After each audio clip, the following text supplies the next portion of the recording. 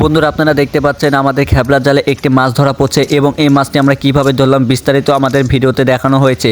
আপনারা দেখতে পাচ্ছেন সর্বপ্রথম আমরা খেপলা জালটি ফেললাম একটি ছোট বিলে।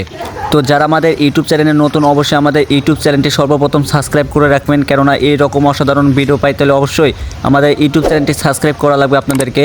আপনারা কিছুক্ষণ অপেক্ষা করুন, আমরা জালটি কিছুক্ষণ পরে তুলব, দেখা যাক কিভাবে আমরা মাছটি পেলাম। সম্পূর্ণ ভিডিওতে দেখতে পাবেন।